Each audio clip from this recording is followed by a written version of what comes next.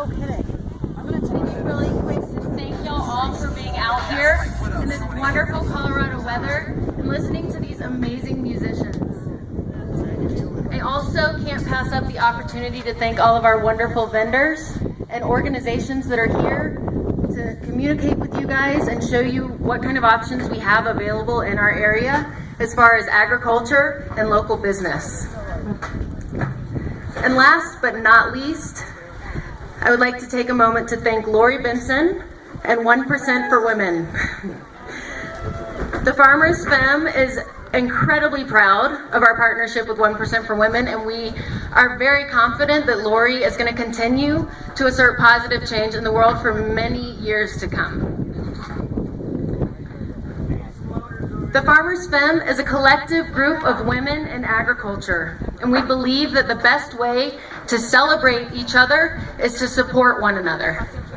Our main goal is to provide support and resources to existing and prospective women farmers within our food shed.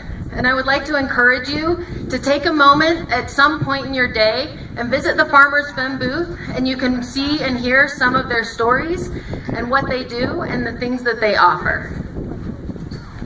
But right now, on behalf of all of my fellow femmes and local farmers, I would like to ask one question of you.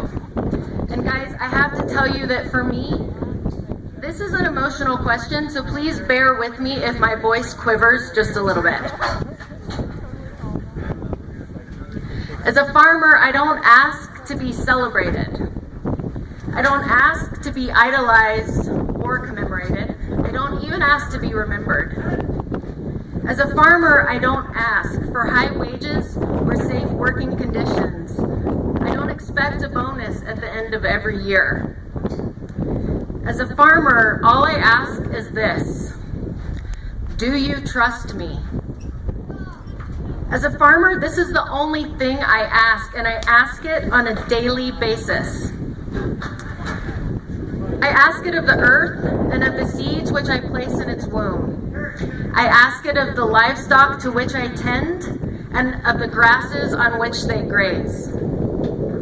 I ask it of my family, of myself, of my fellow farmers, and lastly, I ask it of you, the consumer. And only after I have asked this question day in and day out for the entirety of a season, only after I have spilled the blood, pulled the roots, and harvested the very literal fruits of my labor, only then will I know if I have succeeded.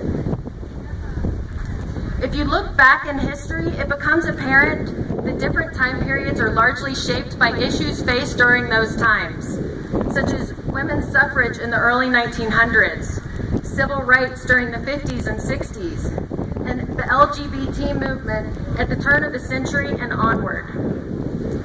If you were to ask me what the issue of today is, I would tell you that it is food freedom, hands down. Whether or not you agree that this freedom is at stake, I can almost guarantee that you firmly believe in your right to choose what you utilize to nourish your own body.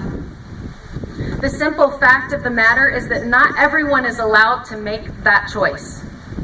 From monocropped organic fruits and veggies to factory-farmed animal proteins, the road for consumers is an easy one.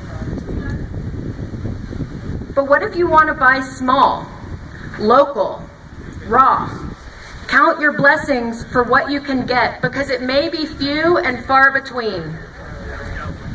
The truth is that our current model of production in agriculture is a travesty. In the same way that driving down the interstate from coast to coast can produce the same monotonous food culture, our agriculture has become a setting on a clothes dryer, a combo meal at a fast food chain, a cheap stand-in for traditional and regional delicacies that once made our landscape a beautiful quilt of enjoyable experiences and pastimes. Maybe you didn't see it coming. Maybe you don't even notice it now, but it is here. If only we could drive across the U.S. and find food specific to the ways of life in the regions we encountered. fat southern pork grown on corn and whey, lean western beef grazed on prairie and high alpine grasslands, and succulent citrus, fruits, and veggies grown responsibly in the Mediterranean climates along the southern Pacific coast. Yet the people that choose to consume local, raw foods meet the brunt end of laws aimed at ensuring safety among the biggest and least accountable producers in agriculture today. It hardly makes any sense. Our current model of agriculture is aimed at reducing consumer freedoms and supporting the giant corporations that control production. From GMOs to crop subsidies and animal protein monopolies to USDA processing requirements, Big Ag is a machine that works to produce cheap food at any cost. From confinement animal feeding operations polluting our water supply to subsidized monocropping that depletes our soils of its nutrients, Big Ag is propped up by cheap prices. It's pushed for by corporate lobbyists. And it's made possible by government subsidies and legislation. Where does the small producer fit into this model? Even in states that allow small-scale production and direct-to-consumer sales of certain agricultural products, many small farmers are left wondering why they are forced to conform to laws aimed at large-scale commercial producers.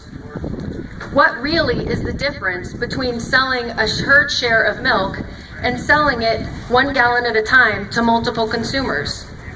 Why am I allowed to eat beef and pork processed at a state-inspected butcher shop, but some of my customers cannot? How is it that in order to be certified organic, producers must jump through a series of hoops, fees, and paperwork? But GM crops and products require absolutely no labeling whatsoever. Why are we asked to trust in the safety of CAFOs when they won't even let you in the door to view their operations? Big Ag and our current model of agriculture does not ask you if you trust it, it demands it from behind closed doors. When it comes to small-scale farming, women are leading the way in production and in sustainability. With the average age of the American farmer nearing 60 years of age, young farmers are a huge asset to current agriculture. Women make up just over 30% of all farm operators, according to the last 2 census reports, and over 40% in the developing world. Women are much more likely to operate small, diversified family farms, and much like the farms that heavily dotted the American landscape not too long ago. Research also shows that when women earn a steady income, they are more likely to spend 80 to 90% of that income on education, nutrition, and housing for their families. Empowering women farmers not only benefits our current state of production in agriculture, it also benefits the children, families, and communities to which these women belong. The crops and the livestock benefit as well. Benefit as well because women are more likely to adopt humane, sustainable practices into their businesses. As a woman farmer, I can attest to the trials of setting up shop in a male-dominated vocation.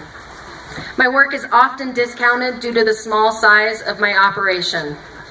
I am not always taken seriously when I tell people what I do for a living, especially when I also explain that I am a mother of 3 beautiful children. And unfortunately, it's not just the men that give me a hard time, it can be the women as well. Other women have a difficult time understanding why I would commit so much time and energy to the dirty, filthy job of raising food when I could stay perfectly manicured and go and purchase it in the store.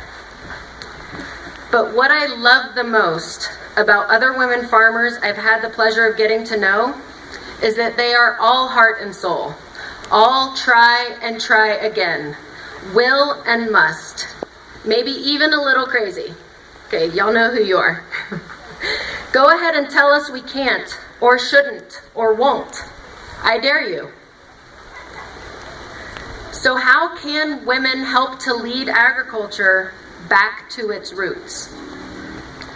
By building community around our local food systems and taking charge of the process from production to consumption. By stating that the size of my landholding does not dictate the size of my womanhood or my agricultural prowess. By putting the power back into the hands of local consumers as well as the small-scale producer. By showing that small, diversified farms can be just as productive as the large farms, if not more so. By realizing that dreams aren't bought with a price tag. They are fought for in bloody battles that leave you sweating and broken and proud. By messing up your manicure and getting dirt under your nails with a garden in every yard and a cow in every cul-de-sac. Let us learn that by demanding food freedom, we are taking back one of the most basic of human rights, the right to nourish ourselves. Start a seed library. Build a root cellar. Support your local butcher. Change the way you eat. Start by walking out the door, down the road, and up the drive of the nearest farm. And let that farmer ask you, in earnest, do you trust me? Do you trust me to take care of the earth and its inhabitants? Do you trust me to keep a strong mind and a steady heart?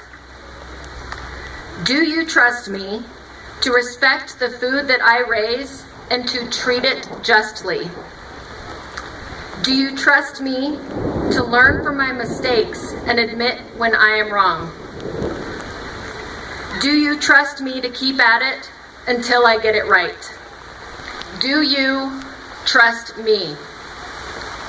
Then look them in the eye and answer quite simply, yes. Thank you guys again for coming out. It has been an absolute pleasure.